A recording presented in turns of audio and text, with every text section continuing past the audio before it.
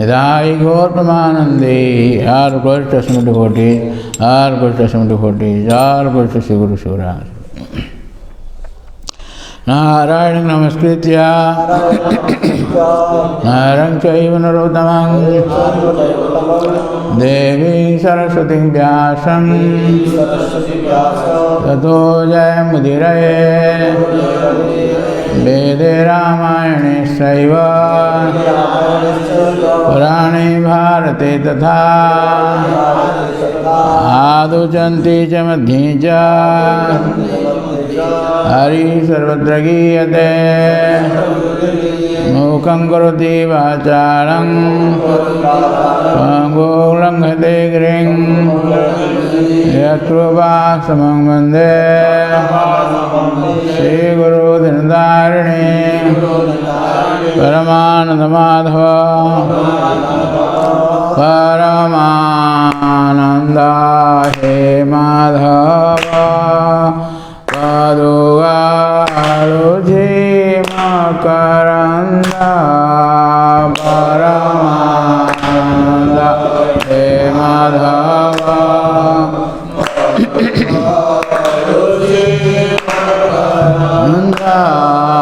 से मकरन्द पान करी आनंदे बोलो हरि हरि हे मकरन्द पान करी आनंदे बोलो हरि हरि हरिंग नामे गंधवेला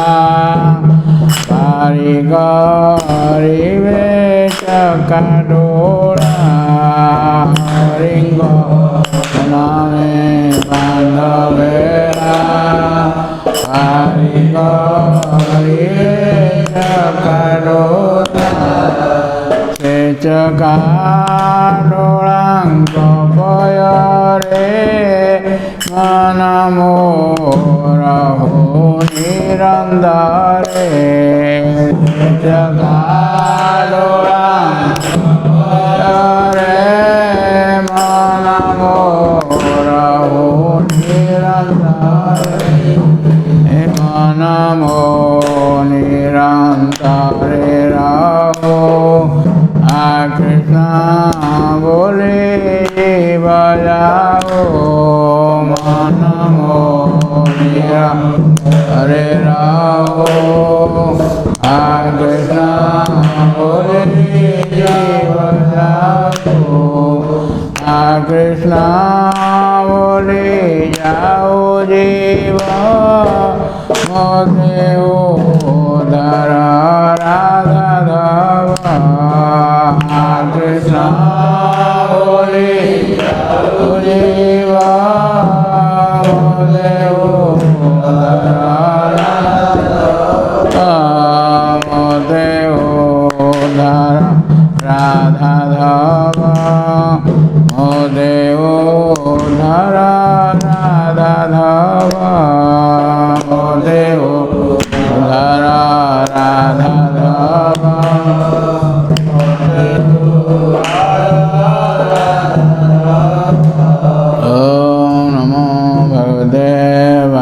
वासुदेवाय। ओम नमो भगवते वासुदेवाय। ओम नमो भगवते वासुदेवाय। श्रीमद्भागवतम नवम स्कंद षष्ठ अध्याय श्लोक 3। एते क्षेत्रे प्रसूता वै पुनः त्वांगिरसः स्मृतः रथितराणां प्रवराः क्षेत्रोपेता द्विजातयः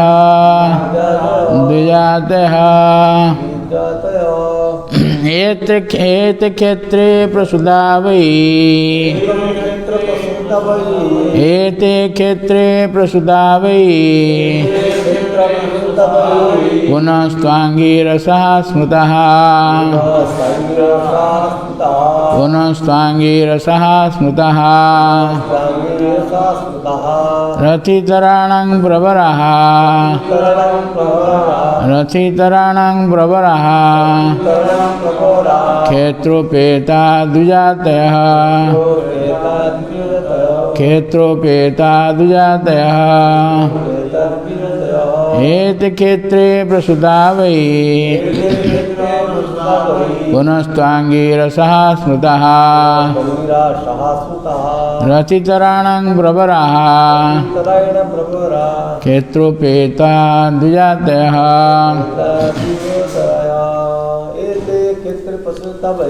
एते क्षेत्रे प्रसूता वै पुनस्त्वांगिरसः स्मृतः रथितराणां प्रवरः क्षेत्रोपेता द्विजातयः।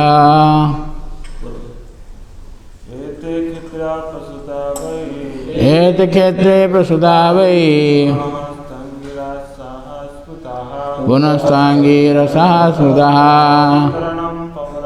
रथितराणां प्रवरः क्षेत्रोपेता द्विजातयः। एते क्षेत्रे प्रसूता वै पुनस्त्वांगिरसः स्मृतः रथितराणां प्रवरः क्षेत्रोपेता द्विजातयः। अनुवाद। रथितरंग पत्नी के गर्भ में जन्मग्रहण करने फल से रथितर गोत्र किंतु जेहेतु से रंगीरा बीर्जर उत्पन्न होते तेणु से अंगिरा गोत्र थिले। रथितर समस्त संतान मध्य एम श्रेष्ठ थिले कारण जन्मसूत्र अनुसार से ब्राह्मण। भावार्थ कह श्री विश्वनाथ चक्रवर्ती ठाकुर द्विजातीय शब्दर अर्थ ब्राह्मण एवं क्षत्रिय मिश्रण बोली वर्णना करछन्ति। नमो विष्णुपादाय कृष्ण कृष्णाय भूतल श्रीमते भक्ति सुखदाम स्वामिनिति नाम्नि नमः सद्भक्तमणे मणिपुर उद्भवाय च प्रभुपादल सद्वाणी प्रचार्य निरताय ते। हरे कृष्ण उपस्थ भक्त सज्जन वृंद नवम स्कंद षष्ठ अध्याय श्लोक 3 को आम आपण स्वागत जनाऊँ। तेणु ये अध्याय शीर्षक होती सौभरी मुनि अधपतन। आम गतकाली कही कि भाव में सौभरी मुनि विषय संक्षेप कही ये अध्याय वर्णना करा एवं दशम स्कंद 16 अध्याय 16-17 अध्याय ये प्रसंग रही। सौभरी मुनि अधपतन हो सब घटना जो है से सब विषय से कालिया ह्रदर कालिया दमन जिले से सब वर्णना करा जायछि। तेणु ये जो एटी कहुच्छे ये जो आमर रही ये जो वंश परंपरा कह मनु कथा कहुच्छे सप्तम मनुकर विषय विशेष भाव अष्टम स्कंद मन्वंतर विषय वर्णना करा मन्वंतर। नवम स्कंदर विषय वस्तु हूँ ईशानु कथा भगवान एवं भक्त मान विषय नवम स्कंदर वर्णना करा जायछि। आ पूर्व जो अष्टम स्कंद थिला अष्टम स्कंदर मनु का विशेष वर्णना मन्वंतर प्रति मनु समय 6टी परिवर्तन हुए କ'ଣ କ'ଣ ନା ମନୁ ଆସନ୍ତି, ମନୁ ପରିବର୍ତ୍ତିତ ହୁଅନ୍ତି, ତାଙ୍କର ପୁତ୍ରମାନେ ଆସନ୍ତି, ଦେବତାମାନେ ପରିବର୍ତ୍ତିତ ହୁଅନ୍ତି, ଦେବତାମାନଙ୍କ ରାଜା ପରିବର୍ତ୍ତିତ ହୁଅନ୍ତି ଏବଂ ଯେଉଁ ରହିଛନ୍ତି ସପ୍ତର୍ଷି 7 ଋଷି ସେ ମଧ୍ୟ ପରିବର୍ତ୍ତିତ ହୁଅନ୍ତି ଏବଂ ଭଗବାନଙ୍କ ଜଣେ ଅବତାର ଆସନ୍ତି, ସେ ହେଉଛନ୍ତି ମନ୍ୱନ୍ତର ଅବତାର। ଭାଗବତମ ଅଷ୍ଟମ ସ୍କନ୍ଧରେ 3 ଜଣ ମନୁଙ୍କ ଅବତାର ବିଷୟରେ ବିସ୍ତାର ଭାବରେ ବର୍ଣ୍ଣନା କରାଯାଇଛି। ସେ ହେଉଛି ଚତୁର୍ଥ ମନୁଙ୍କର ସମୟରେ ଭଗବାନ ହରି ଆସିଥିଲେ, ତାମସ ମନୁଙ୍କ ସମୟରେ, ଷଷ୍ଠ ମନୁ ଚାକ୍ଷୁଷ ମନୁଙ୍କ ସମୟରେ ଭଗବାନ ଅଜିତ ଆସିଥିଲେ, ସମୁଦ୍ର ମନ୍ଥନ ଲୀଳାଟି ହେଇଥିଲା, ହରି ଗଜରାଜକୁ ଉଦ୍ଧାର କରିଥିଲେ ଏବଂ ସପ୍ତମ ମନୁ ବୈବସ୍ୱତ ମନୁଙ୍କ ସମୟରେ ଭଗବାନଙ୍କର ଅବତାର ଆସିଥିଲେ ବାମନ ଦେବ, ଯିଏକି ବଳିଙ୍କ ଠାରୁ 3 ପାଦ ଭୂମି ଛଳରେ ସବୁକିଛି ନେଇଯାଇଥିଲେ। ଏସବୁ ଲୀଳା ଅଷ୍ଟମ ସ୍କନ୍ଧରେ ବର୍ଣ୍ଣନା କରାଯାଇଛି, ବିସ୍ତାର ଭାବରେ ବର୍ଣ୍ଣନା କରାଯାଇଛି। ତେଣୁ ଇ ନବମ ସ୍କନ୍ଧରେ ଯେଉଁ ବର୍ଣ୍ଣନା କରାଯାଉଛି ଈଶାନ କଥା, ଏ ନବମ ସ୍କନ୍ଧରେ 2ଟି ପ୍ରସିଦ୍ଧ ବଂଶ ବିଷୟରେ ବର୍ଣ୍ଣନା କରାଯାଉଛି। ଗୋଟେ ସୂର୍ଯ୍ୟ ବଂଶ ଆଉ ଗୋଟେ ହେଉଛି ଚନ୍ଦ୍ର ବଂଶ। ପ୍ରଥମେ ସୂର୍ଯ୍ୟ ବଂଶ ବର୍ଣ୍ଣନା କରାଯାଉଛି, ତାପରେ ଚନ୍ଦ୍ର ବଂଶ ବର୍ଣ୍ଣନା କରାଯିବ। ସୂର୍ଯ୍ୟ ଏବଂ ଚନ୍ଦ୍ର। ସୂର୍ଯ୍ୟ ବଂଶ ଆସୁଛନ୍ତି ସୂର୍ଯ୍ୟଙ୍କ ଠାରୁ, ସୂର୍ଯ୍ୟର ଦେବତା ବିବସ୍ୱାନ।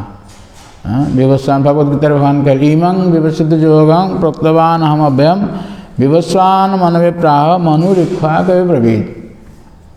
ଏଇ ଯେଉଁ ଭଗବତ ଗୀତାର ଜ୍ଞାନ ଭଗବାନ ଅର୍ଜୁନକୁ ଦେଉଛନ୍ତି, ଏହା ବହୁତ ପୂର୍ବରୁ ଭଗବାନ ଏ ଜ୍ଞାନଟି ଦେଇଥିଲେ, ସୂର୍ଯ୍ୟର ଦେବତା ବିବସ୍ୱାନକୁ ଦେଇଥିଲେ। ସୂର୍ଯ୍ୟର ବୈଜ୍ଞାନିକମାନଙ୍କ ମତ ଯଦି ଆମେ ଗ୍ରହଣ କରିବା, ସୂର୍ଯ୍ୟରେ କୌଣସି ଜୀବନ ନାହିଁ, ଖାଲି ଜ୍ୱଳନ୍ତ ପିଣ୍ଡ ସବୁ ରହିଛି। କିନ୍ତୁ ଆମେ ଶାସ୍ତ୍ର ଅନୁସାରେ ଯଦି ବୁଝିବା, ତାହେଲେ ବୁଝିବା ଯେ ସେଠି ମଧ୍ୟ ସବୁ ଅଛନ୍ତି, ଜୀବନ ଅଛି, ଯେମିତି ସୂର୍ଯ୍ୟର ଦେବତା ଅଛନ୍ତି। ଆହୁରି ବହୁତ କଥା ରହିଛି। ପଞ୍ଚମ ସ୍କନ୍ଧରେ ବର୍ଣ୍ଣନା କରାଯାଇଛି ସୂର୍ଯ୍ୟମଣ୍ଡଳ ବିଷୟରେ, କିଭଳି ସୂର୍ଯ୍ୟଙ୍କର ରଥ ରହିଛି, ତାକୁ କିଭଳି ଟଣାଯାଉଛି, ଏସବୁ କଥା ସବୁ ରହିଛି, ବର୍ଣ୍ଣନା କରାଯାଇଛି। ତେଣୁ ଏ ସୂର୍ଯ୍ୟ ଦେବତା ଇଏ ହେଉଛନ୍ତି ବିବସ୍ୱାନ, ଇଏ ହେଉଛନ୍ତି କଶ୍ୟପଙ୍କର ପୁତ୍ର। କଶ୍ୟପ ହେଉଛନ୍ତି ମରିଚିଙ୍କ ପୁତ୍ର, ମରିଚି ହେଉଛନ୍ତି ବ୍ରହ୍ମାଙ୍କ ପୁତ୍ର। ବ୍ରହ୍ମା ଯେତେବେଳେ ପ୍ରଥମେ ସୃଷ୍ଟି କରୁଥିଲେ, ତୃତୀୟ ସ୍କନ୍ଧରେ ବର୍ଣ୍ଣନା କରାଯାଇଛି, ଏମାନେ ସବୁ 10 ଜଣ ପ୍ରସିଦ୍ଧ ପୁତ୍ର ସୃଷ୍ଟି କରିଥିଲେ। ତାଙ୍କ ଭିତରୁ ଅତ୍ରି, ମରିଚି, ଅଙ୍ଗିରସ, ପୁଲସ୍ତ, ପୁଲହ, କ୍ରତୁ, ଭୃଗୁ, ବଶିଷ୍ଠ, ଦକ୍ଷ ଏବଂ ନାରଦ, ଏମାନେ ପ୍ରସିଦ୍ଧ ପୁତ୍ରମାନେ ତାଙ୍କର ସବୁ। ତେଣୁ ଏ ଅଙ୍ଗିରସଙ୍କ କଥା ଏଠି କୁହାଯାଉଛି। ଅଙ୍ଗିରା ହେଉଛି ବ୍ରହ୍ମାଙ୍କର ପୁତ୍ର। ତେଣୁ ଏ ଯେଉଁ ରହିଛନ୍ତି ମରିଚିଙ୍କର ପୁତ୍ର ହେଉଛନ୍ତି କଶ୍ୟପ। କଶ୍ୟପଙ୍କର ପୁତ୍ର 12 ରହିଛନ୍ତି, ଏମାନେ ହେଉଛନ୍ତି ଆଦିତ୍ୟ। କଶ୍ୟପଙ୍କର 17 ଜଣ ପତ୍ନୀ, ଯିଏକି ଦକ୍ଷ ମଧ୍ୟ 2 ପ୍ରକାର ଦକ୍ଷ ଅଛନ୍ତି। ଜଣେ ହେଉଛନ୍ତି ବ୍ରହ୍ମାଙ୍କର ପୁତ୍ର, କିନ୍ତୁ ସେ ଯେତେବେଳେ ଶିବଜୀଙ୍କ ପ୍ରତି ଦ୍ରୋହ କଲେ, ଏ ଚତୁର୍ଥ ସ୍କନ୍ଧରେ ବର୍ଣ୍ଣନା କରାଯାଇଛି, ସେତେବେଳେ ସେ ତାଙ୍କ ମସ୍ତକ କାଟି ଦେଇଥିଲେ ବୀରଭଦ୍ର। ତେଣୁ ସେ ଗୋଟେ ଛେଳିର ମସ୍ତକ ପ୍ରାପ୍ତ ହୋଇଥିଲେ, ଛାଗର ମସ୍ତକ। ତେଣୁ ସେ ଶରୀର ତ୍ୟାଗ କରିକି ସେ ପ୍ରଚେତାମାନଙ୍କ ପୁତ୍ର ରୂପରେ ଆସିଲେ। ତାଙ୍କ ନାମ ହେଲା ପ୍ରଚେତା ଦକ୍ଷ। ସେଇ ଦକ୍ଷ ପ୍ରଥମେ ସୃଷ୍ଟି କରିଥିଲେ 10,000 ପୁତ୍ର। ଯେଉଁ ପୁତ୍ର ହେଉଛନ୍ତି କ'ଣ ତାଙ୍କ ନାଁ, ସୁବଳାଶ୍ୱ ଏବଂ ହର୍ଯସ୍ୱ। ପ୍ରଥମେ ହର୍ଯସ୍ୱ, ତାପରେ ସୁବଳା, 10,000 ପୁତ୍ର ସୃଷ୍ଟି କରିଥିଲେ, ଯିଏକି ତାଙ୍କୁ ନାରଦ ମୁନି ସବୁ କରିଦେଲେ, ସନ୍ନ୍ୟାସ କରିଦେଲେ। ସେ ପ୍ରଜା ସୃଷ୍ଟି କରିବା ପାଇଁ ଯାଇଥିଲେ, ତପସ୍ୟା କରିବା ପାଇଁ, ନାରଦ ମୁନି ତାଙ୍କୁ ସବୁ ସନ୍ନ୍ୟାସ କରିଦେବେ। ତାପରେ ପୁଣି 1000 ପୁତ୍ର ସୃଷ୍ଟି କରିବେ, ସୁବଳାଶ୍ୱ, ଯାହାକୁ ମଧ୍ୟ ନାରଦ ମୁନି ସନ୍ନ୍ୟାସ କରିଦେବେ। ତେଣୁ ସେ ନାରଦ ମୁନିଙ୍କୁ ଅଭିଶାପ ଦେବେ। ଦକ୍ଷ କଥା ଆସିବ, ସେ ଚତୁର୍ଥ ସ୍କନ୍ଧରେ ବର୍ଣ୍ଣନା କରାଯାଇଛି। ଏଇ ଚତୁର୍ଥ ସ୍କନ୍ଧରେ ଦକ୍ଷ ଏବଂ ଶିବଜୀଙ୍କ ବିଷୟରେ ଘଟଣା ବର୍ଣ୍ଣନା କରାଯାଇଛି। ଷଷ୍ଠ ସ୍କନ୍ଧରେ ଏ ନାରଦ ମୁନିଙ୍କୁ ଦକ୍ଷଙ୍କର ଅଭିଶାପ କଥା ବର୍ଣ୍ଣନା କରାଯାଇଛି। ପ୍ରଭୁପାଦ ମହାରାଜ କହନ୍ତି, ଆମେ ଯେଉଁ ଆସୁଛେ ନାରଦଙ୍କର ପରମ୍ପରାରେ, ତେଣୁ ଆମ ଉପରେ ଦକ୍ଷଙ୍କର ଅଭିଶାପ ରହିଛି। ସେଇ ଦକ୍ଷ ଯିଏ 60ଟି କନ୍ୟା ତାପରେ ସୃଷ୍ଟି କଲେ। ତେଣୁ ଆମେ ସେଇ ପରମ୍ପରା ଆସେ, ଆମେ ଗୋଟେ ସ୍ଥାନରେ ଅଧିକ ସମୟ ରହିପାରିବା ନାହିଁ। ପ୍ରଭୁପାଦ ମହାରାଜ ଆଜି ଏଠି ତ କାଲି ସେଠି। ଏଇଟା ଅବଶ୍ୟ ଏଇଟା ମାନବ ସମାଜର କଲ୍ୟାଣ ପାଇଁ। ଯଦି ଏଇଭଳି ଭାବରେ ସାଧୁମାନେ ବିଭିନ୍ନ ସ୍ଥାନକୁ ନ ଯାଇଥାନ୍ତେ, ତାହେଲେ ଆଜି ସାରା ପୃଥିବୀରେ ଭଗବାନ କଥା ପ୍ରଚାର ହେଉନଥାନ୍ତା। ସାଧୁ ଗୋଟିଏ ସ୍ଥାନରେ ରହିଥାନ୍ତେ, ଆଶ୍ରମ କରି ମଠ କରିକି ରହିଥାନ୍ତେ, ଆଉ କୁଆଡ଼େ ଯାଇନଥାନ୍ତେ। ताहले अन्य माने तांकर जो कृपा प्राप्त हो पारि नथांते। ये दक्षंकर अभिशाप रे मानव समाज रो मध्य कृपा करागला। नारद मुनि कोठी से अभिशाप तांक देले तमे कोठी अधिका समय रही परिबो नाही, अधिका समय रहिले सिना पिला मानक हमर सब सन्यास कर देलो, तेणु तमे कोठी अधिका समय रही परिबो नाही। तेणु जहाँ भी एटा मानव समाज पई आज सारा पृथ्वी रे ओडिशा विभिन्न भारतवर्ष रे विभिन्न पृथ्वी रे विभिन्न स्थान रे साधु माने जो भ्रमण करसंती से माने मानव समाज कल्याण पई भगवान कथा कहउसंती। जब एभली भाव रे जो रहिसंती ब्रह्मा तंग कहे तमे आ चिंता करना, से नारदंकर काम होची से समस्त को सन्यास करेबे, तमे कन्या सृष्टि कर, कन्या सृष्टि कले तांको आ से सन्यासिनी करे परिबे नाही। आजिकल केतोटी संप्रदाय अछंती जोटी स्त्री लोक मान मध्य सन्यासिनी होसंती, किंतु वेदरे से स्त्री लोक मान को सन्यासी होबा पर नाही, विधि नाही। श्री श्री राधा गोविंद देव श्री श्री सीताराम लक्ष्मण कहीं ना वेदर वर्णना कर पुरुष लोक माने सन्यास हेबे, किंतु स्त्री लोक माने सब स्वामी ग्रहण करिक संतान संतति उत्पन्न करेंगे। ये हूँ वेदर विधि वेद विधि हूँ यहाँ। स्त्री लोक मान को सन्यास नवा कथा कहुई ना। स्त्री लोक माने प्रथमे से माने तांको पिता अधीन थे, विवाह कला पर तांको पुत्र अधीन रहिबे एवं स्वामी को अधीन रहिबे। तांकर पिता पुत्र हो गले स्वामी वानप्रस्थ नेले से पुत्र अधीन रहिबे। एभली भाव स्त्री लोक मानकर स्वतंत्रता जो नाही बोली कहा जाए, एटा को स्त्री लोक मान पई सुरक्षार व्यवस्था करा जाय वेदरे। जोटा को पाश्चात्य जगत रे सेटा नथिबारु प्रभुपाद महाराज जो जाइथिले से बहुत प्रकार प्रभुपाद को समालोचना करथिले जे स्त्री लोक पाश्चात्य जगत विशेष भाव में वुमेन स्लीप बोली कह जाउछि। से स्त्री लोक मान को स्वाधीनता रही। स्त्री लोक मैंने आज सब क्षेत्र में सब जोग दौरान ए विषय बहुत आलोचना सब हो प्रभुपाद लाइफ हिस्ट्री पढ़े आप जानवे सब से कथा। तेणु ये जो रही 60टी कन्या सृष्टि करते 70टी कन्या विवाह करते कश्यप को। तेणु अदिति जड़े अदिति दिति दनु एम सब भौणी 17 जन भौणी एम सब विवाह करते कश्यप मुनि को। अदिति पुत्र मान होते आदित्य। आदित्य माने ये देवता माने प्रसिद्ध देवता 33 कोटी देवता अच्छा। ये जो द्वादश आदित्य मान प्रसिद्ध एम ज्येष्ठ संतान होते आदित्य विवस्वान। विवस्वान 6ठ स्कंद वर्णना कराए। विवस्वान अर्जमा पूषा त्वष्टा सविता भग धाता विधाता वरुण मित्र शक्र उरुक्रम। एवं उरुक्रम होते वामन देव। तांकर कनिष्ठ संतान होते वामन देव, जहाँ के विषय 8म स्कंद वर्णना करा जाइछि। तेणु ये विवस्वान ठारू जो वंश आसुंदी से सूर्य वंश। विवस्वान ठारू जो वंश आते सूर्य वंश। तेणु प्रथमे आम शुणुले व्यवस्वत मनु जाइकरी तपस्या करुले। तपस्या करिया समय रे जो यज्ञ कले तपस्या मत कर यज्ञ कला बेले जो प्रथम संतान सृष्टि होते से गोटे कन्या रूप से सृष्टि होते, कन्या सृष्टि होते। तेणु वशिष्ठ होते पुरोहित थे वैवस्वत मनु। वैवस्वत मनुकर कथा मध्य भगवद्गीता भगवान कहते इमं विवस्वत योगं प्रोक्तवान अहम अव्ययम। विवस्वान को कहले भगवान सूर्य देवता विवस्वान को भगवद्गीतार ज्ञान देले। मनु कौन इमं विवस्वत योगं प्रोक्तवान अहम अव्ययम विवस्वान मनवे प्राह। विवस्वान तांकर पुत्र मनु को कहले। मनु कहले कहले वैवस्वत मनु 14 जन मनु आसती। प्रथम मनु होती स्वयंभू मनु जे कि ब्रह्मांकर पुत्र। ये सप्तम मनु होती वैवस्वत मनु जे कि विवस्वान पुत्र सूर्य देवता पुत्र। तेणु सी जो यज्ञ करते यज्ञ करते ये सब वर्णना कर 3य स्कंद सृष्टिर प्रक्रिया वर्णना कर। तेणु ये जो वैवस्वत मनु जो तपस्या करुले यहाँ ये 9म स्कंद वर्णना कर। तपस्या करुले तपस्या यज्ञ करुले से समय तांकर पत्नी चाहिए गोटे कन्या संतान प्राप्त होगापाई। किंतु वैवस्वत मनु जो यज्ञ करुले गोटे पुत्र संतान प्राप्त होगापाई किंतु वशिष्ठ मनु को जो से आग्रह प्रकाश कले पत्नी गोटे कन्या प्राप्त होगापाई तेणु से भाई भाव मंत्र उच्चारण कले तेणु तांकर जो प्रजा सृष्टि संतान सृष्टि है से गोटे कन्या सृष्टि है यहाँ पूर्व वर्णना कर कन्या सृष्टि है वैवस्वत मनु पचारे वशिष्ठ ऋषि पचारे मु तो पुत्र संतान यज्ञ करुली कन्या संतान केमी सृष्टि है ना आपण पत्नी कहले गोटे कन्या पाइबापी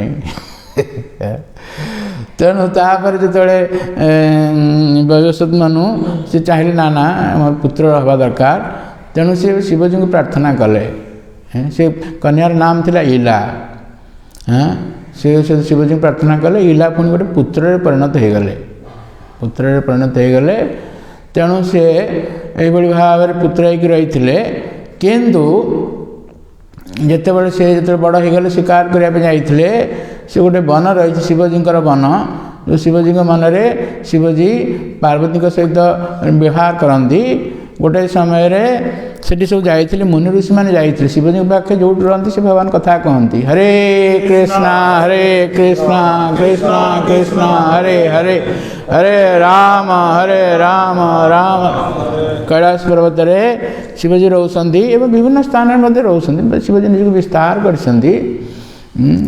तेणु आम प्रसिद्ध शिवजी क्षेत्र हूँ एकाम्र क्षेत्र जो भुवनेश्वर हूँ एकाम्र क्षेत्र शिवजी से प्रथम कही भागवत कथा कही भागवत कथा कही यहाँ श्रीमद गौर से महाराज कहती अन्य पुराण से वर्णना कर गोटे थर पार्वती चाहिए भागवत कथा शुणापी तेणु शिवजी व्यवस्था कले से एकाम्र क्षेत्र भुवनेश्वर जो रही एकाम्र नगर से सब आगुरी थी एकाम्र क्षेत्र गोटे विराट बड़ आंब गछ थी सेठी एकाम्र क्षेत्र सेटा थिला शिवजी जो रही यहाँ हूँ आमर जगन्नाथ धाम यहाँ हूँ जगन्नाथ शंख क्षेत्र आरंभ हो भुवनेश्वर आरंभ हो शंख क्षेत्र 10 योजन परिमित जो रही शंख क्षेत्र पुरुषोत्तम क्षेत्र 10 योजन परिमित तार परिमाण मान तार ये तार सीमा तेणु आरंभ हो भुवनेश्वर शिवजी जो रोच शिवजी क्षेत्रपाल तेणु जड़े जो जगन्नाथ दर्शन करने जी से शिवजी अनुमति नहीं जी महाप्रभु जो आसी पुरी को जो शिवजी आराधना करते बिंदु सागर सब रही सब वर्णना कर चैतन्य चरितामृत वर्णना कर जाओ यही भाव में जो भगवान कथा कहने आरंभ करते समस्त विदा कर दिगला से आउ कि रही ना तेणु केवल पार्वती शुणुंट एवं शिवजी कहते हाँ शिवजी गोटे कंडीशन करते मु कथा कहया माने तुम हूँ हूँ मारुथुव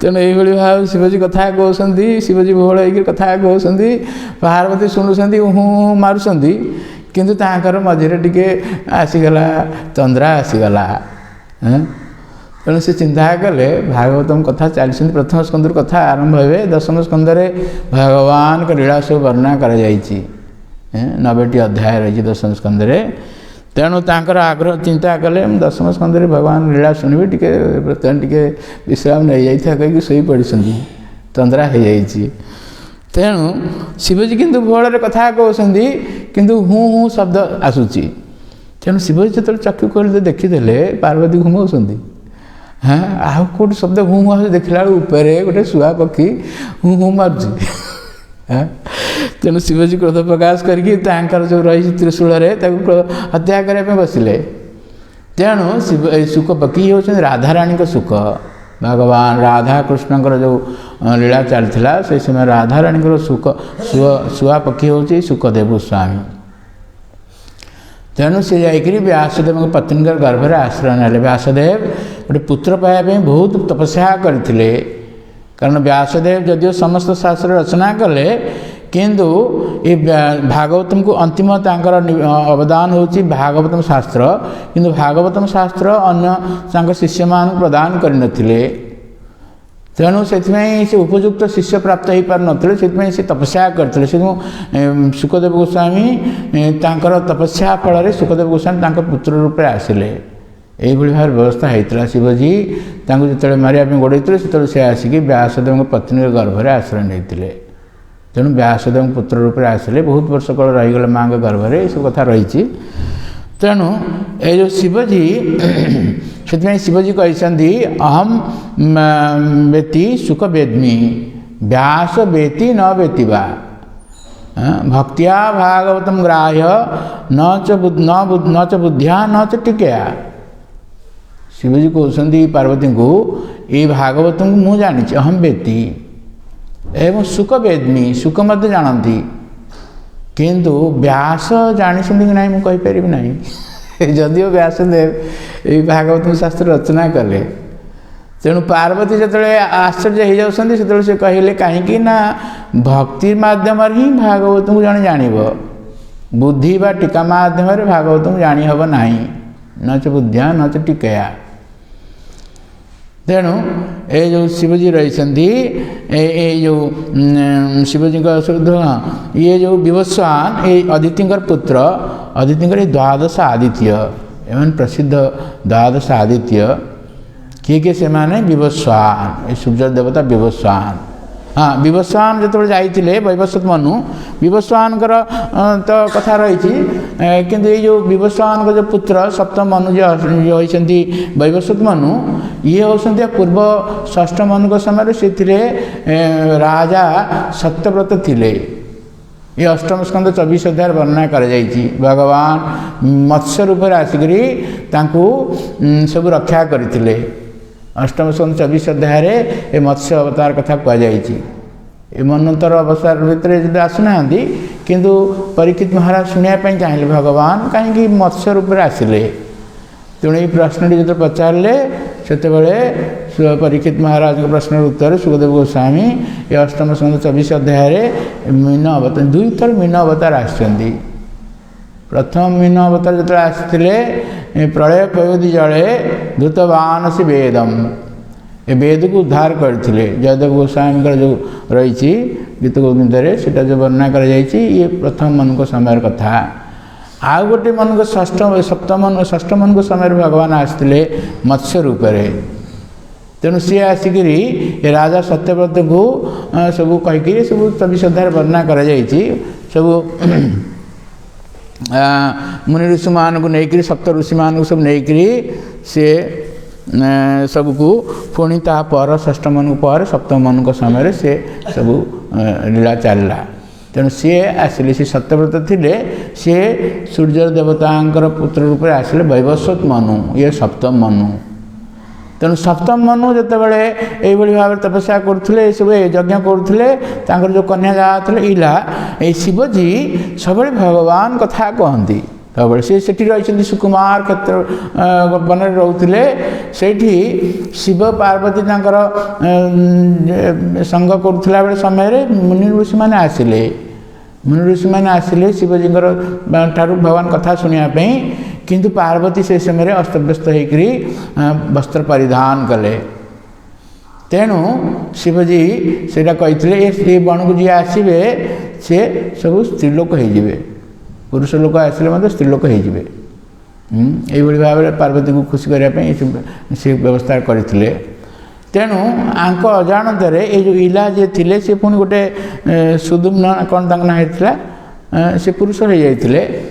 କିନ୍ତୁ ତାପରେ ଯେତେବେଳେ ସେ ଆସିଲେ ଏଇଠିକି, ଏ ବଣକୁ ଆସିଲେ, ସେ ସବୁ ହେଇଗଲେ ସ୍ତ୍ରୀଲୋକ ହେଇଗଲେ। ଏବଂ ସିଏ ତାଙ୍କର ସୈନ୍ୟବାହିନୀଙ୍କ ସହିତ ଆସିଥିଲେ, ତାଙ୍କୁ ସୈନ୍ୟବାହିନୀ ଘୋଡ଼ା ଇତ୍ୟାଦି ସବୁ ଆସିଥିଲେ, ସମସ୍ତେ ସ୍ତ୍ରୀଲୋକ ହେଇଗଲେ, ଘୋଡ଼ାମାନେ ସବୁ ଘୋଡ଼ି ହେଇଗଲେ। ଏଇଭଳି ଭାବରେ ଘଟଣା ହେଇଛି, ଏସବୁ ବର୍ଣ୍ଣନା କରାଯାଇଛି। ତେଣୁ ଏହି ସମୟରେ ଚନ୍ଦ୍ରଙ୍କର ଯେଉଁ ପୁତ୍ର, ଚନ୍ଦ୍ରବଂଶ ହେଉଛି ସୋମବଂଶ। ସୋମବଂଶ ଇଏ ଆସୁଛନ୍ତି ଅତ୍ରିଙ୍କ ଠାରୁ।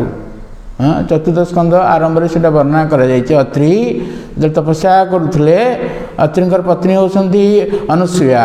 ଅନୁସୂୟା ହେଉଛନ୍ତି କର୍ଦ୍ଦମଙ୍କର କନ୍ୟା। ସେମାନେ ଯେତେବେଳେ ତପସ୍ୟା କରୁଥିଲେ, ଭଗବାନ ତାଙ୍କ ପାଖରେ ବ୍ରହ୍ମା, ବିଷ୍ଣୁ ଏବଂ ଶିବ ତିନି ରୂପରେ ଭଗବାନ ଆବିର୍ଭାବ ହେଇଥିଲେ। ତେଣୁ ଅତ୍ରି କହିଲେ, ପ୍ରଭୁ ମୁଁ ତ ଜଣେ ଭଗବାନଙ୍କୁ ପ୍ରାର୍ଥନା କରୁଥିଲି, ଆପଣ କେମିତି ତିନି ଜଣ ଆସିଲେ?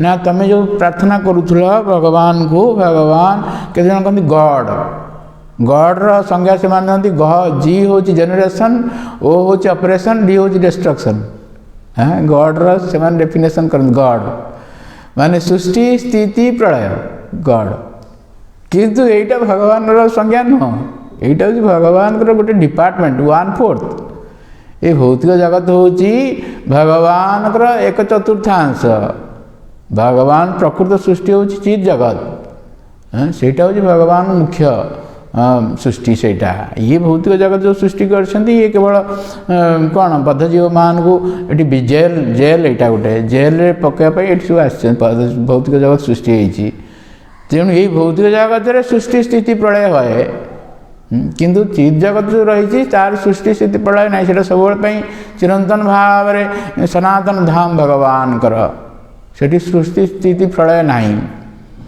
एवं आमर मनुष्य जन्म जड़े आम प्राप्त होती माने मनुष्य जन्म उद्देश्य हूँ आम से भगवत धाम को जीवा सेटा आमर सिद्धि श्रेष्ठ सिद्धि भगवत धाम को जीवाटा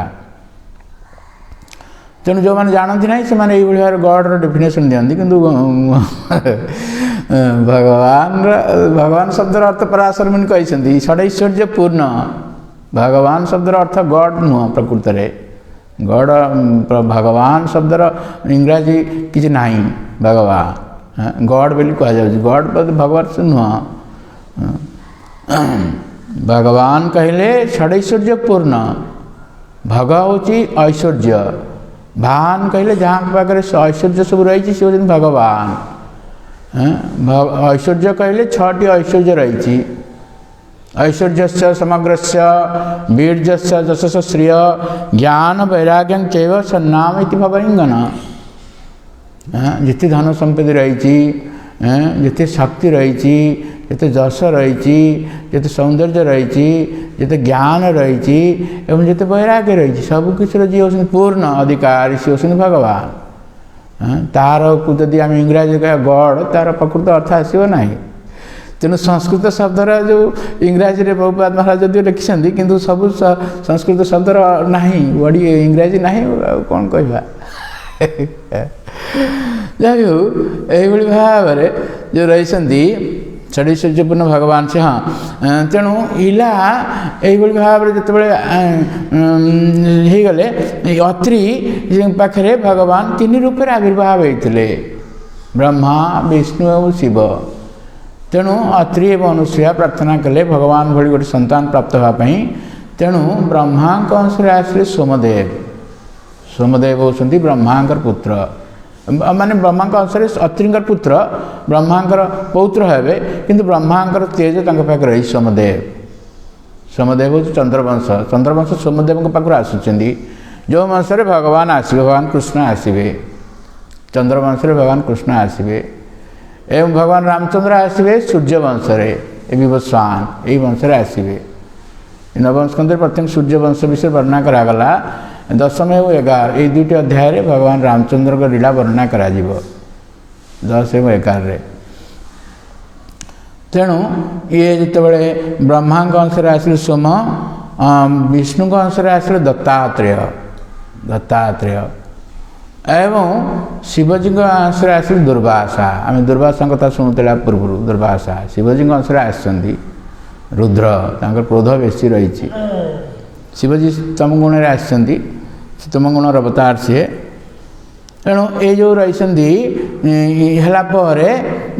ये कन्या हो गले एवं कन्या जो गले से समय बुद्धदेव देखिकी प्रति आकर्षित होकर सहित विवाह कले विवाह कले तेणु सी जो पुत्र जहाँ थे से पुरुरवा पुरुरवा आंक बहुत नवम स्कंद आपर चंद्रवंश जो आसो से वर्णना करा बुद्धंकर पुत्र होती पुरुरवा तेणु ये मनुकर वंश आसवे मनुकर जो प्रथम पुत्र जो कन्या होते पुणी पुत्र हेले तापर जो ये भाव होगला तापर सी जो स्त्रीलोक हो गले आमती राजा हे तेणु पुणी शिवजी को प्रार्थना करी से गोटे मास स्त्रीलोक हेले गोटे मास पुरुष लोक हो गले ଏଇଭଳି ଭାବରେ ତାଙ୍କର ଚାଲିଲା ସୁଦ୍ୟୁମ୍ନଙ୍କର ବଂଶ କଥା ଚାଲିଲା। ତାପରେ ସେ ସନ୍ନ୍ୟାସ ନେଇଗଲେ ଏବଂ ତାଙ୍କର ପୁତ୍ର ପୁରୁରଭା ରାଜା ହେଲେ। ପୁରୁରଭା ବହୁତ ପ୍ରଖ୍ୟାତ ରାଜା। ପୁରୁରଭା ଏତେ ପ୍ରଖ୍ୟାତ ଥିଲେ ତାଙ୍କର ପ୍ରଶଂସା ସ୍ୱର୍ଗଲୋକରେ ନାରଦ ମୁନି ଇତ୍ୟାଦି ପ୍ରଶଂସା କରୁଥିଲେ ପୁରୁରଭାଙ୍କର। ପୁରୁରଭା ଅତି ପ୍ରସିଦ୍ଧ ରାଜା ଥିଲେ। ତେଣୁ ସୂର୍ଯ୍ୟର ସ୍ୱର୍ଗଦେବ ଯେଉଁ ରହିଛନ୍ତି ଅପ୍ସରା ଉର୍ବଶୀ ଭଗବାନ ନାରାୟଣଙ୍କର ଉରୁରୁ ଜାତ ହେଇଛନ୍ତି ବୋଲି ତାଙ୍କର ନାମ ହେଉଛି ଉର୍ବଶୀ।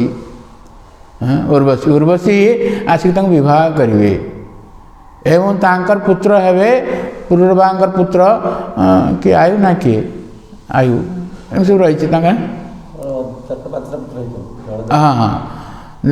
ପୁରୁରଭାଙ୍କର ପୁତ୍ର ରହିଛନ୍ତି।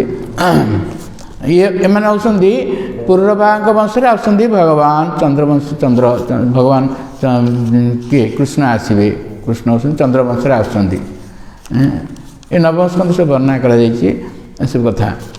ତେଣୁ ଇଏ ଯେଉଁ ହେଲା ତେଣୁ ସିଏ ଗୋଟିଏ ଏଇଭଳି ଭାବରେ ଚନ୍ଦ୍ରବଂଶ ଚାଲିଲା। କିନ୍ତୁ ତାପରେ ପୁଣି ତପସ୍ୟା କରିକିରି ଇଏ 10ଟି ପୁତ୍ର ପ୍ରାପ୍ତ ହେଲେ। 10ଟି ପୁତ୍ର ହେଉଛନ୍ତି ଇଏ ଜ୍ୟେଷ୍ଠ ପୁତ୍ର ହେଉଛନ୍ତି ଇକ୍ଷ୍ୱାକୁ ସୃଷ୍ଟି ହେଲେ। ଏଇଟା ଗୋଟେ ଶ୍ଲୋକ ଅଛନ୍ତି ଯେଉଁ ଶ୍ଲୋକରେ ଏଇଟା ବର୍ଣ୍ଣନା କରାଯାଇଛି। ସୋମ ବୁଧ ପୁରୁରଭା ତାଙ୍କ ଆୟୁ ତାଙ୍କ ପୁତ୍ର ନହୁଷ ତାଙ୍କ ପୁତ୍ର ଯଜାତି। ଏ ଅଷ୍ଟମ ଇଏରେ ଆସୁଛନ୍ତି ଅଷ୍ଟମ ଇଏରେ ପରମ୍ପରାରେ ଆସୁଛନ୍ତି। ଆମର ଯେମିତି ପରମ୍ପରା ରହିଛି ଗୁରୁ ପରମ୍ପରା। ଭଗବାନ ଦେଲେ ଜ୍ଞାନ ବ୍ରହ୍ମାଙ୍କୁ ଦେଲେ। ବ୍ରହ୍ମା ତାଙ୍କର ପୁତ୍ର ନାରଦଙ୍କୁ ଦେଲେ। ନାରଦ ବ୍ୟାସ ଦେବକୁ ଦେଲେ। ଏଇଭଳି ଭାବରେ ପରମ୍ପରା ରହିଛି ଆମର ଗୁରୁ ପରମ୍ପରା ରହିଛି। ଏଇଭଳି ଭାବରେ ଆମର ଗୁରୁଦେବ ପାଖରେ ଆସି ପହଞ୍ଚିଛି ଏବଂ ପରମ୍ପରା ପ୍ରାପ୍ତମ ସେଇଭଳି ଭାବରେ ବଂଶ ପରମ୍ପରା ମଧ୍ୟ ରହିଛି। ତେଣୁ ଏ ଯେଉଁ ହେଲା ପରେ ଜ୍ୟେଷ୍ଠ ପୁତ୍ର ହେଉଛନ୍ତି ଇକ୍ଷ୍ୱାକୁ। ଆଉ ଅନ୍ୟମାନଙ୍କ ବିଷୟରେ ସବୁ ବର୍ଣ୍ଣନା କରା ଯେଉଁ ନଭଗ ନାଭାଗ ଏସବୁ ରହିଛନ୍ତି। ଏସବୁ 10 ପୁତ୍ରଙ୍କ ବିଷୟରେ ଅନ୍ୟ ପୁତ୍ରମାନଙ୍କ ବିଷୟରେ ବର୍ଣ୍ଣନା କରିକି ତାପରେ ଇକ୍ଷ୍ୱାକୁଙ୍କ ବର୍ତ୍ତମାନ ଚାଲିବ। ତେଣୁ ଯାହା ହଉ ଏଇ ଯେଉଁ ରହିଛନ୍ତି କାହା କଥା କୁହାଗଲା ପ୍ରଥମେ ଅମ୍ବରୀଶ ହେଉଛନ୍ତି ନାଭାଗଙ୍କର ପୁତ୍ର। ନାଭାଗ ହେଉଛନ୍ତି ନଭଗଙ୍କର ପୁତ୍ର। ନଭଗ ହେଉଛନ୍ତି ଇଏ ବିବସ୍ୱାନଙ୍କ ପୁତ୍ର। ଦଶମ ପୁତ୍ର ହେଉଛନ୍ତି ଏମାନେ ଜ୍ୟେଷ୍ଠ ପୁତ୍ର ହେଉଛନ୍ତି ଇକ୍ଷ୍ୱାକୁ ବଂଶ ବର୍ଣ୍ଣନା କରାଯିବ। ଇକ୍ଷ୍ୱାକୁ ବଂଶରେ ଭଗବାନ ରାମଚନ୍ଦ୍ର ଆସିବେ। ଭଗବାନ ଏଇ ଯେଉଁ ସୂର୍ଯ୍ୟ ବଂଶରେ ଭଗବାନ ଇକ୍ଷ୍ୱାକୁଙ୍କର ବଂଶଧର ରୂପରେ ଭଗବାନ ଆସିବେ। ରାମଚନ୍ଦ୍ର ଆସିବେ। ତାଙ୍କ କଥା ପରେ ବର୍ଣ୍ଣନା କରାଯିବ। ତେଣୁ ଏଇ ଯେଉଁ ଅମ୍ବରୀଶଙ୍କ କଥା ଆସିଲା ଅମ୍ବରୀଶଙ୍କର ଯେଉଁ ପୌତ୍ର ହେଉଛନ୍ତି ରଥିତର ତାଙ୍କର ଯେତେବେଳେ ପୁତ୍ର ସନ୍ତାନ ଜାତ ହେଲାନି ସେତେବେଳେ ଅଙ୍ଗିରାଙ୍କୁ ଅନୁରୋଧ କଲେ। ଅଙ୍ଗିରା ତାଙ୍କ ପତ୍ନୀ ସଙ୍ଗ କରିକିରି ଏସବୁ ପୁତ୍ର ସନ୍ତାନ ସବୁ ସୃଷ୍ଟି କରିଥିଲେ ଜାତ କରାଇଥିଲେ। ତେଣୁ ସେ କଥା କୁହାଯାଉଛି ଏତେ କ୍ଷେତ୍ରେ ପ୍ରସୁଧା ବଇ।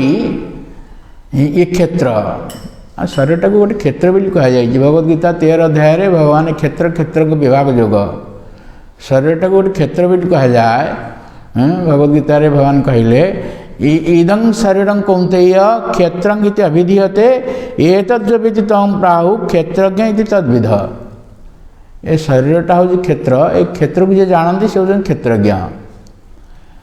ଏବଂ ଭଗବାନ କହିଲେ ମୁଁ ମଧ୍ୟ କ୍ଷେତ୍ରଜ୍ଞ। ଶରୀର କ୍ଷେତ୍ରଜ୍ଞ କ୍ଷେତ୍ରଜ୍ଞ ଚାପି ମାଙ୍ଗ ବିଧି ସର୍ବକ୍ଷେତ୍ରେଷୁ ଭାରତ। ଭଗବାନ ମଧ୍ୟ ଶରୀରର କ୍ଷେତ୍ରଜ୍ଞ। କିନ୍ତୁ ଆମ ଜୀବ ଆଉ ଭଗବାନ ଭିତରେ ତଫାତ ହେଉଛି ଆମେ ଆମ ଶରୀର ବିଷୟରେ ଜାଣୁଛେ କିନ୍ତୁ ଅନ୍ୟ ଶରୀର ବିଷୟରେ କହିପାରିବା ନାହିଁ। କିନ୍ତୁ ଭଗବାନ ସବୁ ଶରୀରରେ ରହିଛନ୍ତି ତେଣୁ ଭଗବାନ ସବୁ ଶରୀର ବିଷୟରେ କହିପାରିବେ। କ୍ଷେତ୍ରଜ୍ଞ ଚାପି ମାଙ୍ଗ ବିଧି ସର୍ବକ୍ଷେତ୍ରେଷୁ ଭାରତ। ଯେତେ ଶରୀର ଅଛି ପଶୁ ପକ୍ଷୀ କୀଟ ପତଙ୍ଗ ମୁଁ ଗତକାଲି କହିଦେଇଥିଲି ସେଇଟା ଗୋଟେ ମୋର ଭୁଲ ହେଇଯାଇଥିଲା। ଯେଉଁ ସମସ୍ତଙ୍କର ସ୍ତନ୍ୟପାନ କରନ୍ତି ନାହିଁ ତାଙ୍କ ସନ୍ତାନମାନଙ୍କୁ। 4 ପ୍ରକାର ସୃଷ୍ଟି ରହିଛି। ତୃତୀୟ ସ୍କନ୍ଧରେ ବର୍ଣ୍ଣନା କରାଯାଇଛି ସୃଷ୍ଟି ବିଷୟରେ। ଗୋଟେ ହେଉଛି କ'ଣ ନା ଜରାୟୁରୁ ଯେଉଁମାନେ ଆସନ୍ତି ସେମାନଙ୍କର ସ୍ତନ୍ୟପାନ କରାନ୍ତି ତାଙ୍କର ସନ୍ତାନମାନଙ୍କୁ। କିନ୍ତୁ ଉଦ୍ଭିଦଜ ଅଣ୍ଡଜ ଏବଂ ଉତ୍ସେଦଜ 4 ପ୍ରକାର ଜୀବ ରହିଛନ୍ତି। କେବଳ ଯେଉଁମାନେ ଜରାୟୁଜ ଜୀବ ଯାହାକୁ ଇଂରାଜୀରେ କହନ୍ତି ମାମାଲ୍ସ ସେମାନଙ୍କର ସନ୍ତାନ ଯାହା ଥିଲେ ତାଙ୍କର ସ୍ଥାନରେ କ୍ଷୀର ଆସେ, ତେଣୁ ତାଙ୍କର ସନ୍ତାନ ସେ କ୍ଷୀର ପାନ କରିକିରି ସେ ଜୀବନ ଆରମ୍ଭ କରେ। ଏ ମାନ୍ଧାତାଙ୍କ କଥା ଆସିଲା ତ, ତାଙ୍କର କେହି ନଥିଲେ, ତାଙ୍କର ପତ୍ନୀଙ୍କ ଗର୍ଭରୁ ତ ଆସିନାହାନ୍ତି ନା, ସିଏ ପିତାଙ୍କ ଗର୍ଭରୁ ଆସିଲେ। ପିତାଙ୍କ ତ ଗର୍ଭ ନାହିଁ, ଆଉ ଗର୍ଭ କେଉଁଠି ଆସିବ? ତାଙ୍କୁ କୁକ୍ଷୀରେ ସ୍ଥାନ ନେଇଥିଲେ, ସେଠି ଆସିଲେ। ଆଉ ତାପରେ ଇନ୍ଦ୍ର ତାଙ୍କୁ ତାଙ୍କ ତର୍ଜନୀ ଦେବାରୁ ସେ ସେଠି କ'ଣ ସେ ଅମୃତ ପାନ କରି ରହିଥିଲେ। ତାଙ୍କ ନାମ ହେଇଥିଲା ସେଠି ମାନ୍ଧାତା। ମାନ୍ଧାତାଙ୍କ କଥା ଏଇ ବଂଶରେ ଆସିବେ, ମାନ୍ଧାତା ଆସିବେ। ଇକ୍ଷ୍ୱାକୁ ବଂଶରେ ମାନ୍ଧାତା ଆସିବେ। ମାନ୍ଧାତାଙ୍କର 50 କନ୍ୟା, ଯେଉଁ କନ୍ୟାକୁ ବିବାହ କରି ସୌବରୀ ମୁନିଙ୍କ ପତନ ଏଇ ଅଧ୍ୟାୟରେ ବର୍ଣ୍ଣନା କରାଯିବ। ତେଣୁ ଭଗବାନ କହିଲେ, ଭଗବାନ ସବୁ ଶରୀର ବିଷୟରେ ଜାଣନ୍ତି। କେଉଁ ଶରୀରରେ କିଏ କ'ଣ ଚିନ୍ତା କରୁছে, ଆମେ କ'ଣ ଚିନ୍ତା କରୁଛେ, ଭଗବାନ ସବୁ ଜାଣନ୍ତି। କାରଣ ଭଗବାନ ସମସ୍ତଙ୍କ ହୃଦୟରେ ରହିଛନ୍ତି, କ୍ଷେତ୍ରଜ୍ଞ ସେ ରୂପେ ରହିଛନ୍ତି। ଆମେ ହେଉଛେ ଅଣୁକ୍ଷେତ୍ରଜ୍ଞ, ଭଗବାନ ହେଉଛନ୍ତି ବିଭୁ କ୍ଷେତ୍ରଜ୍ଞ। ଭଗବାନ ଅନଲିମିଟେଡ଼, ସିଏ ସବୁଠାରେ ବିସ୍ତାର ଲାଭ କରିଛନ୍ତି। ତେଣୁ ଶରୀରକୁ ମଧ୍ୟ କ୍ଷେତ୍ର ବୋଲି କୁହାଯାଉଛି। ଯେମିତି ଆମ କ୍ଷେତ୍ରରେ ଆମର ପ୍ରଭୁ ଯେଉଁ ରହିଛନ୍ତି, ସମ୍ବତ୍ସର ପ୍ରଭୁ ପ୍ରସ୍ତୁତ କରୁଛନ୍ତି, ଗଛ ଫଛ ସବୁ କରୁଛନ୍ତି, ଗଛ ଲଗାଉଛନ୍ତି। ସେଇଭଳି ଭାବରେ ମନୁଷ୍ୟ ଶରୀର ଯେଉଁ ରହିଛି, ଏଇଟା ଗୋଟେ ଇଏ କ୍ଷେତ୍ର ଯେଉଁ ହେଇଛି, ଏଇଟା ଗୋଟେ କ୍ଷେତ୍ର। ଏ କ୍ଷେତ୍ରରେ ଆମେ କେଉଁ ଗଛ ଲଗାଇ ପାରିବା ନା କୃଷ୍ଣ ଭକ୍ତି। କୃଷ୍ଣ ଭକ୍ତି ରସ ସ୍ୱରୂପ ଶ୍ରୀ ଭାଗବତ, କୃଷ୍ଣ ଭକ୍ତି ରସ ସ୍ୱରୂପ ଭାଗବତ, তাতে বেদ শাস্ত্র হইতে পরম মহৎ, তাতে বেদ শাস্ত্র হইতে পরম মহৎ। ତେଣୁ ଆମେ ଯେଉଁ ମନୁଷ୍ୟ ଶରୀର ପ୍ରାପ୍ତ ହେଇଛେ, ଏ ଶରୀର ଗୋଟେ କ୍ଷେତ୍ର। ଏ କ୍ଷେତ୍ରରେ ସବୁଠୁ ବେଷ୍ଟ ପ୍ରଡ଼କ୍ଟ ହେଉଛି ଏଇ କୃଷ୍ଣ ଭକ୍ତି। ଏଇଟାକୁ ଲୋକମାନେ ଜାଣନ୍ତି ନାହିଁ। ଲୋକସ୍ୟ ଅଜାନନ୍ତୋ, ଲୋକମାନେ ଜାଣନ୍ତି ନାହିଁ। ତେଣୁ ଭାଗବତମ ରଚନା କଲେ ବିଦ୍ୱାନ ଚକ୍ରେ ସାତତ ସଂଗୀତା। ବ୍ୟାସଦେବ ଏ ଭାଗବତମ ରଚନା କଲେ। ମାନବ ଜନ୍ମ ଆମେ ପ୍ରାପ୍ତ ହେଇଛେ ଗୋଟେ କ୍ଷେତ୍ର। ଏ କ୍ଷେତ୍ରରେ କିଏ କେଉଁଭଳି ଭାବରେ ଫସଲ ଉତ୍ପନ୍ନ କରିପାରିବ? ଭଗବତ ଗୀତାରେ ଭଗବାନ କହିଲେ ଯେ କ'ଣ, ଯେଉଁଟାକ ଯେଉଁମାନେ ସତ୍ୱଗୁଣରେ ରହିଛନ୍ତି, ଯଜନ୍ତି ସାତ୍ୱିକା ଦେବାନ, ଯକ୍ଷ ରକ୍ଷାସି ରାଜସା, ପ୍ରେତ ଭୂତ ପ୍ରେତ ଗଣ ଯଜନ୍ତି ତାମସା ଜନା। ଏହି ଶରୀରରେ ମଧ୍ୟ ଆମେ ଭୂତ ପ୍ରେତ ପୂଜା କରିକିରି ଭୂତ ପ୍ରେତ ଶରୀର ପ୍ରାପ୍ତ ହେଇପାରିବା ପରଜନ୍ମରେ। ଯକ୍ଷ ରାକ୍ଷସ ପୂଜା କରିକି ଯକ୍ଷ ରାକ୍ଷସ ହେଇପାରିବା ପରଜନ୍ମରେ। ଦେବତାମାନ ପୂଜା କରି ପୁଣି ପରଜନ୍ମରେ ଦେବତା ହେଇପାରିବା। ଯାଆନ୍ତି ଦେବବ୍ରତା ଦେବାନ, ପିତୃ ଯାଆନ୍ତି ପିତୃବ୍ରତା, ଭୂତାନି ଯାଆନ୍ତି ଭୂତେଜା, ଯାଆନ୍ତି ମଜ୍ଜାଜିନୋପି ମାମ୍। ମନୁଷ୍ୟ ଜନ୍ମରେ ଆମେ, ପ୍ରଭୁପାଦ ମହାରାଜ କହନ୍ତି, ମନୁଷ୍ୟ ଜନ୍ମ ହେଉଛି ଗୋଟେ human life is a like a railway junction. ଯେମିତି ବ୍ରହ୍ମପୁର ରହିଛି, ବ୍ରହ୍ମପୁର ଜଙ୍କସନ୍ କୁହାଯାଉଛି। ଖୋର୍ଦ୍ଧାଟା ଗୋଟେ ଜଙ୍କସନ୍। ଖୋର୍ଦ୍ଧାରେ ଆପଣ ଚାହିଁଲେ ବ୍ରହ୍ମପୁର ଯାଇପାରିବେ, ବ୍ରହ୍ମପୁର ଆସିପାରିବେ, ନହେଲେ ପୁରୀ ଯାଇପାରିବେ, ଭୁବନେଶ୍ୱର ଯାଇପାରିବେ। ଏବେ ତିଆରି ହେଇଛି, ବଲାଙ୍ଗୀର ରାସ୍ତା ହେଉଛି, ସବୁ ରହିଛି, ସବୁ ତିଆରି ଚାଲିଛି। এইভাবে ভাবে জংশন বলে কুহযাଉଛି। আমার মনুষ্য জন্ম এ রয়েছে ইয়ে গোটে জংশন ভଳି। ଆମେ ମଧ୍ୟ କ୍ଷେତ୍ର ମଧ୍ୟ କୁହାଯିବ, ସେଇଟା କ୍ଷେତ୍ର ଭଳି। ଆମେ ଏଥିରେ ଦେବତା ରୂପକ ଗଛ ଲଗେଇକିରି ଦେବତା ରୂପକ ଫଳ ପ୍ରାପ୍ତ ହେଇପାରିବା, ଆମେ ଦେବଲୋକ ପ୍ରାପ୍ତ ହେବା।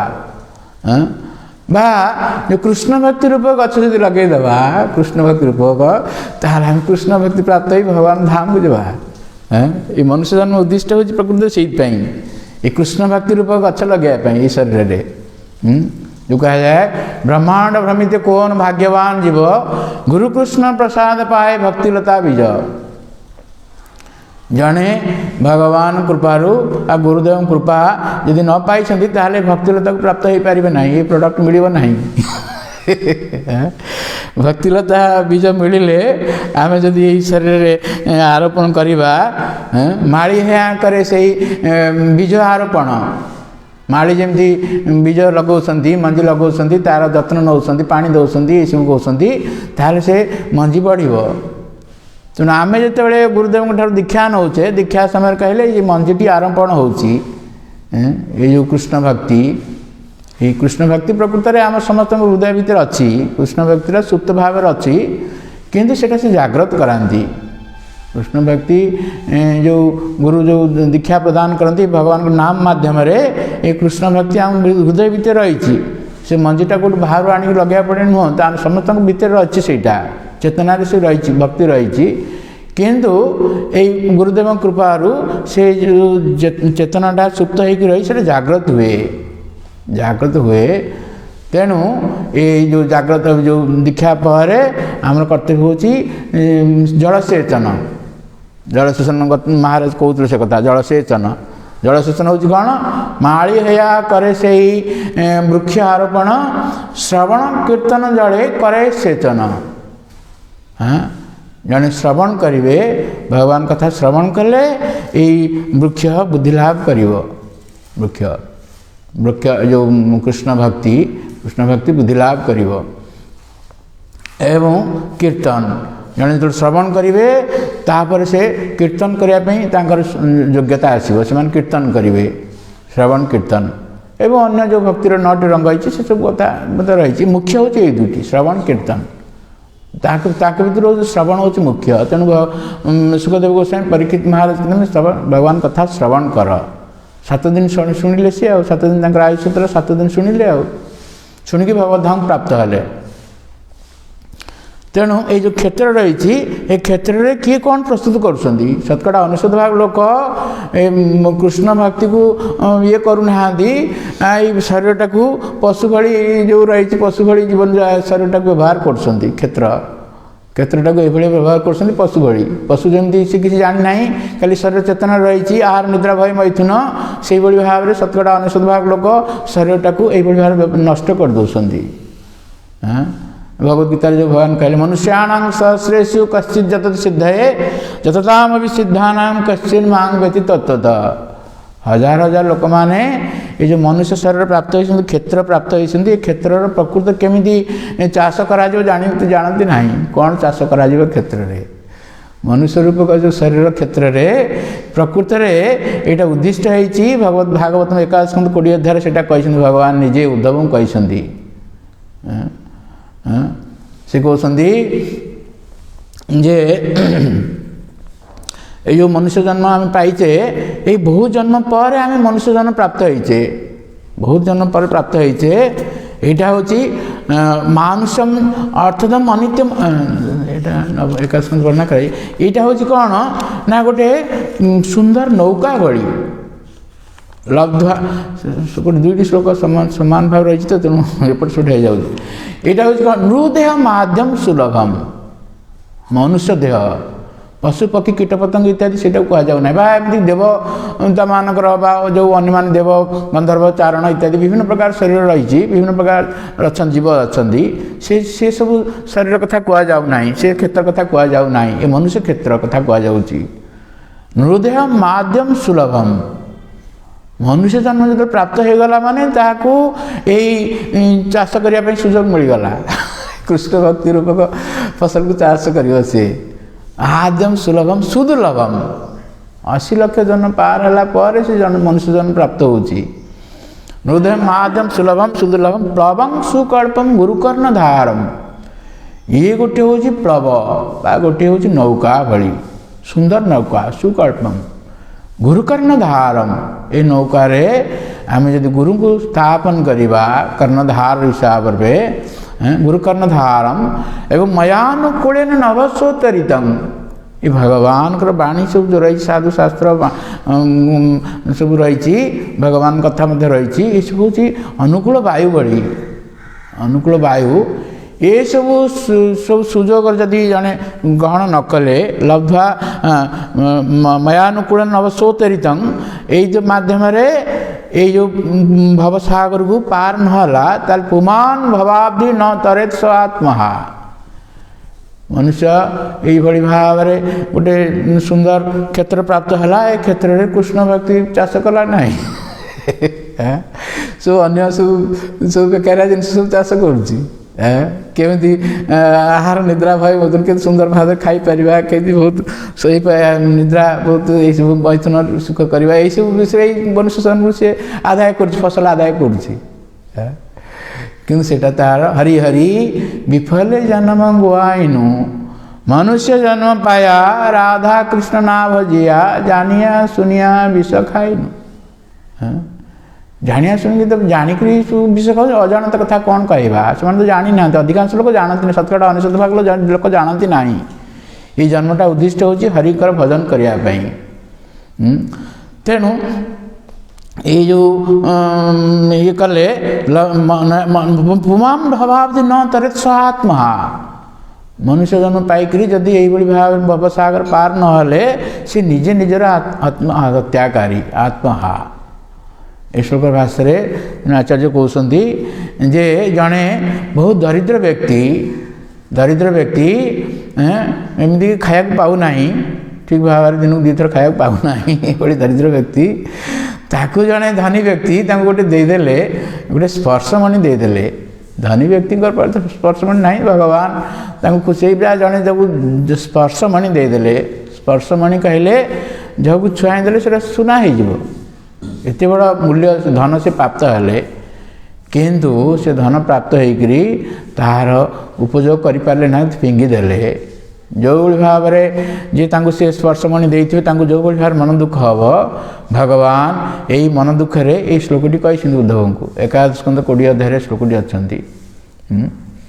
तेणु कहबार उद्देश्य मनुष्य जन्म देली बहुत प्रकार जन्म सृष्टि है ना एकादश स्कंद 7 अध्याय वर्णना कर सृष्टि विषय माने भगवान मध्य सृष्टि विषय कही यटा को कहते दत्तात्रेय कही दत्तात्रेय 24 गुरु भितर से कही एक द्वितीय दत्तात्रेय कही ना बोधे यहाँ भगवान कहते उद्धव को 7 अध्याय वर्णना कर कि दत्तात्रेय जहाँ भगवान ये सब कथा दत्तात्रेय कथा मतलब भगवान कही उद्धव को 24 गुरु विषय मतलब कही से कहते एक द्वित्री चतुष्पाद बहुपाद शतापद बह्य सन्ति पुरा सृष्टा तासांग में पौरुषी प्रिया। बहुत प्रकार जीव सृष्टि होती कार एक पाद विशिष्ट बा एक खुरा विशिष्ट 2 खुरा 3 खुरा बा बहुत पाद रही यही भाव में अनेक जीव सृष्टि होती किंतु तासांग में पौरुषी प्रिया। किंतु जड़े जो मनुष्य जन्म प्राप्त हो मनुष्य शरीर प्राप्त हो भगवान के शरीर बहुत प्रिय कारण ये शरीर में भगवान गोटे उन्नत चेतना प्रदान करछंती जो चेतना को कहा जा विकसित चेतना। जो पशु पक्षी मैंने सब रही कीटपतंग इत्यादि 80 लाख जोनि रही 80 लाख जीव रही से जो चेतना रही से बहुत नीच चेतना रही जहाँ को कहा जाए आवृत चेतना एवं संकुचित चेतना। किंतु मनुष्य जन्म प्राप्त होती माने से गोटे उन्नत चेतना प्राप्त होती जहाँ को कहा जाए विकसित चेतना। यही विकसित चेतना रे आमे यही कृष्ण भक्ति रूपक शस्य उत्पन्न करिपरिबा किंतु अधिकांश लोक एटा करिपारु जीवन वृथा हो जाउची पुणी परजन्म रे पशु हो जाउछंती। ऊर्ध्वं गच्छन्ति सत्वस्था मध्यं तिष्ठन्ति राजसा जघन्य गुणबुद्धिस्था अधो गच्छन्ति तामसा। जो माने सत्वगुण रोचंती से शरीर द्वारा विभिन्न प्रकार यज्ञ कार्य करुँच वेदर जो यज्ञ कार्य सब वर्णना कर यज्ञ कार्य कर देवलोक जावाई चेष्टा कर किंतु सेटा शरीर प्रकृत उपयोगिता नुह। प्रकृत उपयोगिता हूँ जो माने विभिन्न प्रकार से वेदर वर्णना कर वेदर सब कथा रही वेदर भूत आराधना कर प्रेत आराधना कर सब प्रकार कर तमगुण रहीबार जो मैंने रे से नीच जोनि प्राप्त हे किंतु भगवान को जो भक्ति करेंगे खूब क्वचित लोग से खूब क्वचित लोग भगवद्गीतार भगवान कहले ना मनुष्याणां सहस्रेषु कश्चित् जतति सिद्धये जततामपि सिद्धानां कश्चित् मां वेति तत्त्वतः। खूब क्वचित लोग भगवान तत्व जानती तांक शरीरटा जो क्षेत्रटा को ठीक भाव उपयोग कले से माने ये कृष्ण भक्ति रूपक फसल उत्पन्न कले। कृष्ण भक्ति रूप जो फसल उत्पन्न हुए श्रवण कीर्तन जल यहाँ बुद्धि लाभ कर कृष्ण भक्ति बुद्धि लाभ कर आस्ते आस्ते भौतिक जगत पार होकर भागवत चैतन्य चरितामृत वर्णना कर भगवान यहाँ कहते सनातन गोस्वामी को चैतन्य महाप्रभु मध्य लीला चैतन्य चरित मध्य लीला 20-21 आड़ कही भगवान यहाँ कहते यहाँ को ये भाव में भौतिक जगत पार होकर जीव सेटा भौतिक जगत में 7टी आवरण रही सब आवरण को पार होकर पड़े सी कृष्ण भक्ति जो रही लता यहाँ को वृक्ष कहना यहाँ हूँ लता लता भली लतार तार क्षमता ना से एकुटिया जापर तार गोटे आश्रय दरकार तेणु ये लता बुद्धि लाभ करी भगवान पादपद्म आश्रय नब ये भौतिक जगत बुद्धि लाभ कलापर जो रही 7टी आवरण रही भेद करके जीव जाकि वैकुंठ लोक रही वैकुंठ लोक भेद करी गोलोक धाम भगवान धाम हूँ गोलोक धाम भगवान कृष्ण सीट रही तेणु जो मैंने वैकुंठ लोक जाऊँगा जदियो भौतिक जगत ऊर्ध्व को सी गले कि श्रेष्ठ उपयोगिता नुह शरीर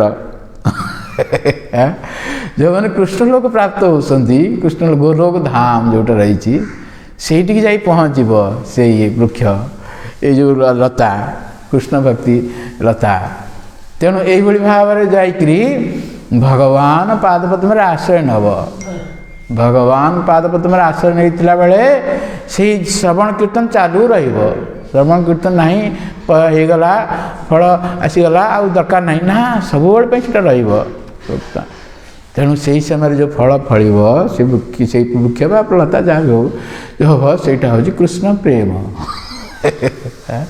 से कृष्ण प्रेम से हूँ मनुष्य जन्म जो रूपक शरीर में प्राप्त होते गोटे क्षेत्र भली ये क्षेत्र श्रेष्ठ फसल से श्रेष्ठ उपयोगिता आम कले मनुष्य शरीर रूपक क्षेत्र में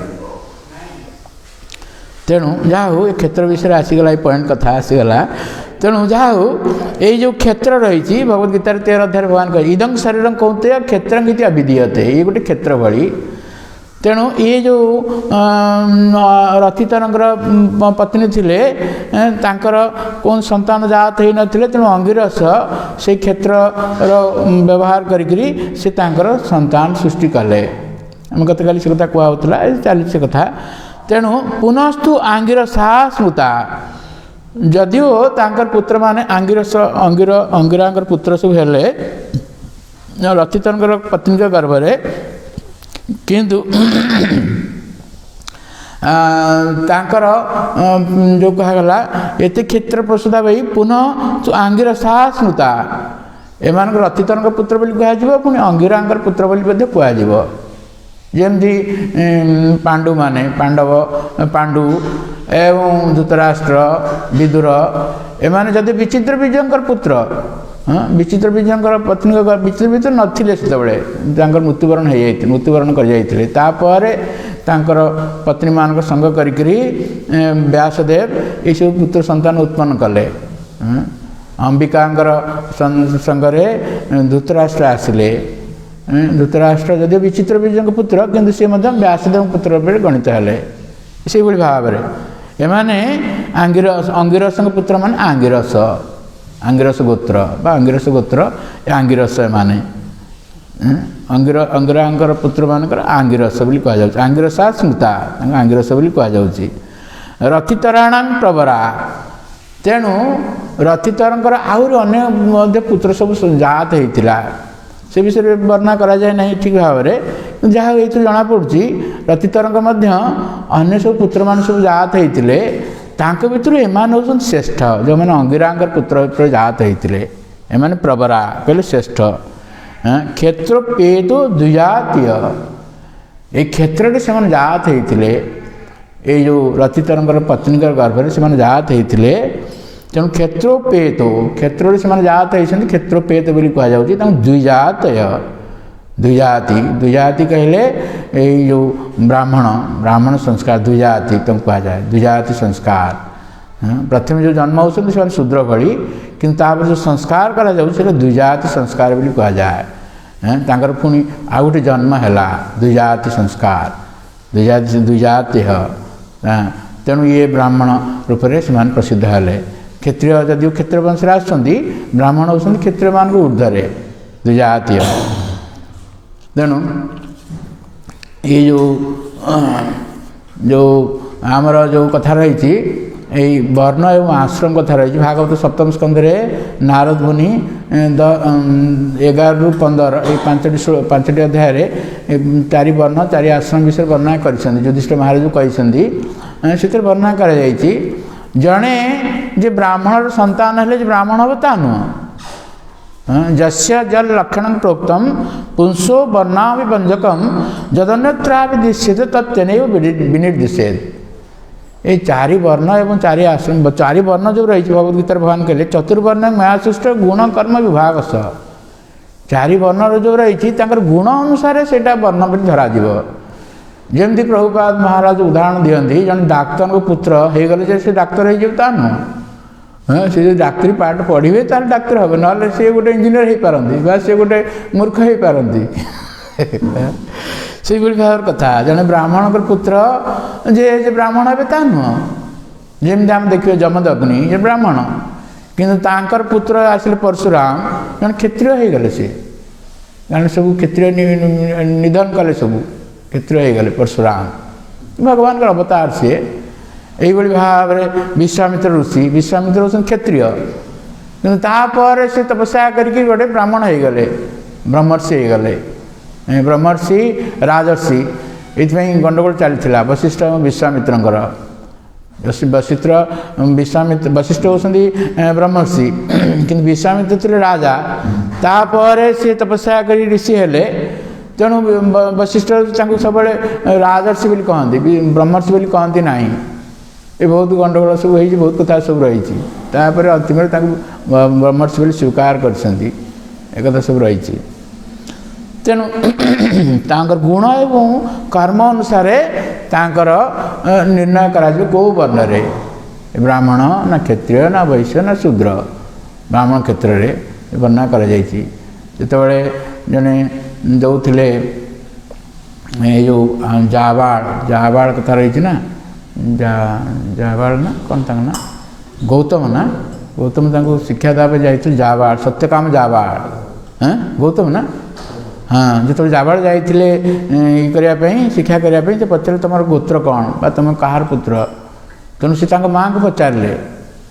माँ कहले सी बहुत पुरुष लोक संग करते युवती समय तेणु कौ पुरुष से संतान जात सी कहींपारे ना सी कथा कहीदे सी एवं ये लुचि न लुचेक सीधा सब कहीदे गुरु को तेणु से कहले तुम ब्राह्मण पुत्र कारण ब्राह्मण जो गुण रही सत्य कौन भगवद्गीता अष्टादश अध्याय ब्राह्मण गुण सब कहुई तप कौन से सम दम तप शौच क्षांति आर्जव ज्ञान विज्ञान मास्तिक्यम ब्रह्म कर्म स्वभाव ब्राह्मण कर्म तेणु तुम सत्य कौच माने तुम ब्राह्मण पुत्र ये भाव कही शिक्षा देले ये बहुत घटना रही शास्त्र मानक इतिहास मानक ये भाव में क्षेत्र ये सब आसवे ये आसवे इक्ष्वाकु बस वर्णना करा इक्ष्वाकु बस आसवे भगवान रामचंद्र आसवे